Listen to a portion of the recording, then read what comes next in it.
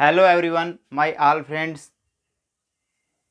Welcome to the lover heart online educational platform. तो दोस्तों, हम बात करने वाले हैं जो हमने पिछले सेशंस में बात की थी। दोस्तों, हमने बात की थी importance of try and error theory, और ट्राई एंड एरर थ्योरी प्रयास व त्रुटि का सिद्धांत क्या है इसके बारे में। दोस्तों, हम उसी सिद्धांत में जो दोस्तों वह सिद्धांत वह सीखने के नियम से संबंधित था, लर्निंग थ्योरी थी। दोस्तों, अब हम सीखने के जो नियम थे दोस्तों वो किसने दिए थे? E.L. थारनडाइक ने। दोस्तों, जो सीखने के नियम थे वो E.L. थारनडाइक ने दिए थे। दोस्तों, उन्होंने क्या है कि जो सीखने के नियम थे उनको दोस्तों क्या है कि दो पार्ट्स में डिवाइड किया था, एक मुख्य नियम और एक दोस्तों गौण नियम। उन्होंने दो पार्ट्स में डिवाइड किया था। दोस्तों, क्या है कि ये पर्सन इसमें क्या है किस प्रकार से पुटअप कर लिया जाता है एग्जाम के पॉइंट ऑफ व्यू से कि दोस्तों जो थारनडाइक थे उनके मुख्य नियम कितने हैं। तो दोस्तों मुख्य नियम हैं 3 होते हैं, और गौण नियमों की बात करें तो गौण नियम दोस्तों 5 होते हैं। और टोटल यदि इनके नियम मिला दिए जाएं थारनडाइक के दोस्तों 3 + 5 = 8 होते हैं। तो दोस्तों इनके जो टोटल नियम होते हैं 8 होते हैं। यदि परीक्षा में मुख्य नियम पूछे जाते हैं तो 3 होते हैं। और दोस्तों क्या है कि हम कई बार क्या होता है कि हम इनके मुख्य नियम जो तत्परता का, प्रभाव का, प्रयास का नियम है उसके बारे में ध्यान देते हैं, उसको हम अच्छी तरह पढ़ लेते हैं। आगे हम गौण नियम वगैरह नहीं पढ़ते हैं दोस्तों, तो क्या है कि हमको दिक्कत हो जाती है और हमारा 1 नंबर कट जाता है। तो दोस्तों ऐसा नहीं होना चाहिए। और दोस्तों इस वजह से क्या है कि मैंने आपको अच्छी तरह समझाने की कोशिश की है। दोस्तों जो मुख्य नियम है हम बात करेंगे थारनडाइक के सीखने के नियमों में मुख्य नियमों की। दोस्तों मुख्य नियम 3 है। इसमें हम जो फर्स्ट नियम है उसके बारे में बात करेंगे कि तत्परता का नियम। तत्परता का नियम क्या है? दोस्तों जब कोई इकाई किसी सीखने की क्रिया को संपादित करने के लिए तत्पर होती है, जब कोई इकाई होती है सीखने की प्रक्रिया के लिए जब कोई इकाई किसी सीखने की क्रिया को संपादित करने के लिए तत्पर होती है, तब क्रिया से संपादन में संतोष मिलता है। जब क्रिया संपादन में संतोष मिलता है, जब इकाई कार्य को करने के लिए तत्पर नहीं होती है, जब क्रिया को संपादित करने में असंतोष मिलता है। जब दोस्तों इसका यदि हम बात करें कि जब कोई इकाई मतलब क्या है किसी सीखने की क्रिया को संपादित करने के लिए, दोस्तों इस पर थोड़ा जोर देना पड़ेगा और हमको समझना पड़ेगा कि जब कोई इकाई किसी सीखने की क्रिया को संपादित करने के लिए मतलब क्या है कि इंसान सीखना चाहता है। दोस्तों एक प्रकृति का भी एक रूल है कि दोस्तों ऋतु आए फल होए, बोलते हैं ना कि ऋतु आए फल होए, कि ऋतु आने पर ही फल लगता है। दोस्तों मेरा कहने का मतलब ये है कि जब परिपक्वता होती है तभी व्यक्ति किसी कार्य को करने के लिए तत्पर होता है।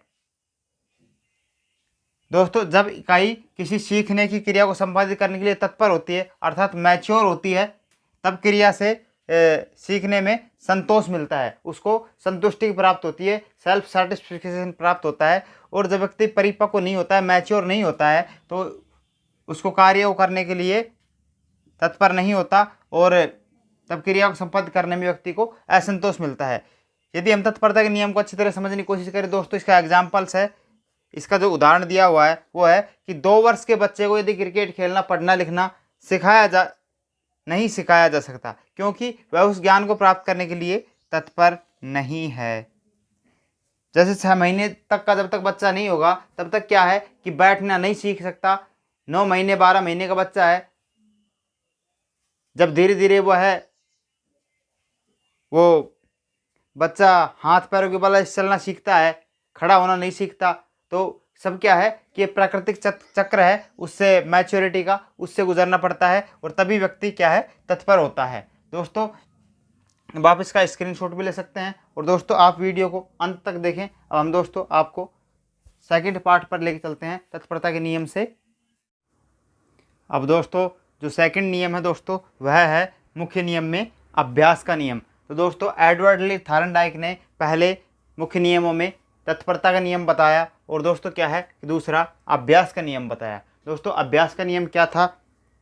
तो दोस्तों अभ्यास का नियम था वो यह था कि थारनडाइक के अनुसार जब किसी अनुक्रिया का पुनरावृत्ति द्वारा अभ्यास किया जाता है, कि कोई कार्य किया जाता है उसे बार बार दोहराया जाता है, किसी कार्य को बार बार दोहराया जाता है, तब उद्दीपन, अनुक्रिया, बंधन शक्तिवान हो जाता है। दोस्तों इन्होंने क्या बताया कि जब बार बार अभ्यास किया जाता है तो उद्दीपक अनुक्रिया जो बंधन है वह शक्तिवान हो जाता है। जिस प्रकार से बिल्ली क्या है कि पिंजरे के अंदर थी और बिल्ली ने क्या है कि बार बार प्रयास किया, लीवर खोलना सीख लिया, और बाद में जब जैसे ही बिल्ली को बंद किया जाता था, भूखी बिल्ली को बॉक्स के अंदर, तो बिल्ली क्या है झटके से लीवर पे पैर दबाती थी और लीवर से गेट खुल जाता था और बिल्ली भोजन को पा लेती थी। अर्थात बिल्ली ने क्या है कि बिल्ली में भी बार बार प्रयास करने से, बार बार पुनरावृत्ति करने से उस क्रिया की दोस्तों क्या है कि उद्दीपन अनुक्रिया का जो बंधन था वो क्या है कि शक्तिवान कर लिया था,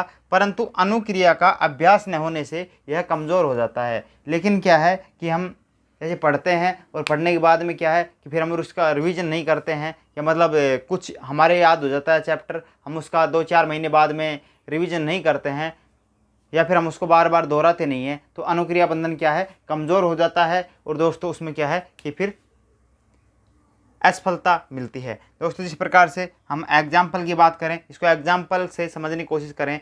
सीखे हुए ज्ञान का यदि बार बार जो सीखे हुए ज्ञान है उसका यदि बार बार अभ्यास किया जाता है तो दोस्तों अधिगम क्या है कि सुदृढ़ हो जाता है, अधिगम मजबूत हो जाता है। वहीं सीखे हुए ज्ञान का अभ्यास न किया जाए तो धीरे धीरे व्यक्ति सीखा हुआ भी क्या है दोस्तों भूल जाता है। पहली चीज़ है दोस्तों तत्परता, जो मुख्य पहला नियम था मुख्य नियमों में वो था तत्परता का नियम, और दोस्तों क्या है कि तत्परता के बाद में क्या है दोस्तों अभ्यास भी ज़रूरी है। अब चलते हैं दोस्तों हम थर्ड नियम की ओर। तो दोस्तों थर्ड नियम क्या है उसके बारे में भी हम डिस्कस।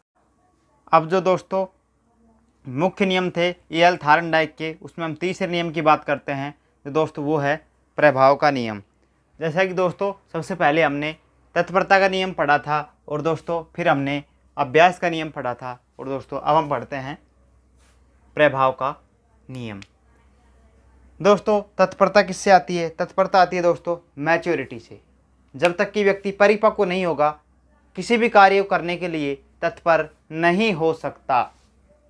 कुछ रेयर केसेस होते हैं उनकी हम बातें नहीं करते हैं, पर दोस्तों क्या होता है कि जब तक मैच्योर नहीं होगा तब तक तत्पर होगा ही नहीं।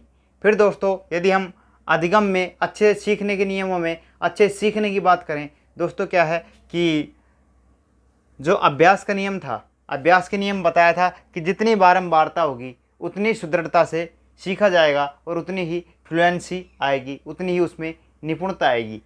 एक बिल्ली एक जानवर थी, मनुष्य तो थी नहीं, पर फिर भी बिल्ली ने भी अच्छे से बारंबार प्रयासों के द्वारा बिल्ली ने भी क्या है कि एक अनुबंधन कर लिया और दोस्तों उद्दीपक के साथ में अनुक्रिया प्रारंभ कर दी और उसने अच्छे से गेट खोल करके भोजन को पाना प्रारंभ कर लिया था। क्यों दोस्तों? क्योंकि एक तो बिल्ली तत्पर थी, क्योंकि भूखी थी, उसको खाना चाहिए था, तत्पर थी, और दोस्तों फिर उसने अभ्यास किया खाने को पाने के लिए। और दोस्तों अब है प्रभाव। यदि हम प्रभाव के नियम की बात करें, यदि एक कार्य को, जो प्रभाव का नियम है, यदि एक कार्य को एक स्थिति में संतुष्टि प्राप्त होती है, यदि कार्य को एक स्थिति में संतुष्टि प्राप्त होती है तब यह उस स्थिति से संबंधित हो जाता है। इसी प्रकार यदि एक कार्य एक स्थिति में असंतोष प्रदान करता है जब वह इस स्थिति में असंबद्ध हो जाता है। अध्यापक की कक्षा इतनी सरल तथा प्रभावी होनी चाहिए कि बच्चे के अनुभव के बाद सकारात्मक व्यवहारगत करें, अर्थात सुखद अनुभूति करें। दोस्तों क्या है कि यदि शिक्षक अच्छी शिक्षण विधि का प्रयोग करता है, अच्छे टीचिंग मेथड्स का उपयोग करता है, और दोस्तों क्या है अच्छे से एग्जाम्पल्स के द्वारा बच्चों को समझाने की कोशिश करता है, दोस्तों आगमन निगमन, भाई जिस प्रकार की जो कक्षाएं होती हैं या जो भी जिस प्रकार कंटेंट होता है उस हिसाब से यदि वह जो शिक्षण विधियों का टीचिंग मेथड्स का उपयोग करेगा तो बच्चे के ऊपर प्रभाव पड़ेगा और बच्चा क्या है कि कंसंट्रेट माइंड से सीखेगा और उसको कभी भी बोरियत फीलिंग नहीं होगी। दोस्तों प्रभाव का नियम भी कुछ ऐसा ही कहता है। हम चलते हैं दोस्तों इसके एग्जाम्पल्स की तरफ। इसका एग्जाम्पल है कि यदि 1 घंटे की कक्षा के बाद एक बच्चा अच्छा अनुभव करता है तो अनुभव अधिगम प्रभावी होगा। यदि दोस्तों शिक्षक ने 1 घंटे क्लास ली और हम शिक्षक की क्लास में क्या है कि हम बैठे हुए हैं और हमारा ध्यान क्या है कि जो कंटेंट पर है या शिक्षक की तरफ है, तो दोस्तों हमारे यदि हम कंसंट्रेट माइंड से और अच्छे शिक्षण विधि से टीचर हमको क्या है गाइड कर रहा है तो हमारा पढ़ा लिखा क्या है कि याद रहेगा और वो अधिगम क्या है कि प्रभावी होगा। यदि हम अच्छा फील करेंगे। अच्छा फील तभी करेंगे जब अच्छी शिक्षण विधियाँ होगी। और दोस्तों दूसरा है कि यदि बच्चा बोरियत महसूस करता है तो अधिगम प्रभावित नहीं होगा। यदि शिक्षक से बच्चा बोरियत फील करता है, बच्चे का मन नहीं लगता है, क्यों? अच्छी शिक्षण विधियाँ नहीं है। शिक्षक क्या है, या तो किताब लेके बस ऐसे महान मूर्ति की तरह खड़ा कर देता है कि बेटे पढ़ो, एक बच्चा पढ़ता है और बच्चे सुनते हैं और बाकी के उनको शब्दार्थ को नहीं समझाया जाता है। बहुत सारे इश्यूज होते हैं कि यदि हम अच्छे से डील नहीं करते हैं तो बच्चे क्या है, बोरियत फीलिंग करने लगते हैं और अधिगम प्रभावी नहीं होगा। दोस्तों क्या है कि हमने जो पहले बात की थी दोस्तों, वो की थी हमने मुख्य नियमों में।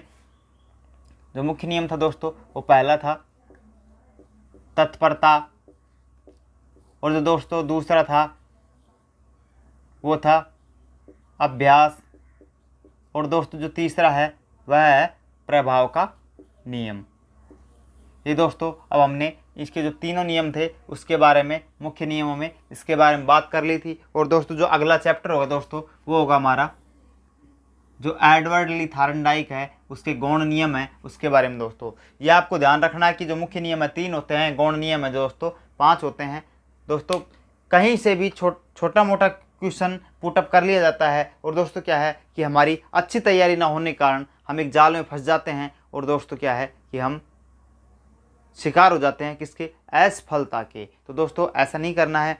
आज का सेशन यदि आपको पसंद आया हो दोस्तों तो हमारी वीडियो को आप लाइक कर सकते हैं, ग्रुप्स में शेयर कर सकते हैं, और दोस्तों यदि आप चैनल पे नए हैं और तो दोस्तों आप हमारे चैनल को सब्सक्राइब कर सकते हैं, और दोस्तों आप बेल आइकन ऑन करके ऑल नोटिफिकेशन पर क्लिक कर सकते हैं। दोस्तों फिर मिलते हैं नए वीडियो में नए कंटेंट के साथ। तब तक के लिए दोस्तों stay home, stay safe, be happy, tata, bye bye.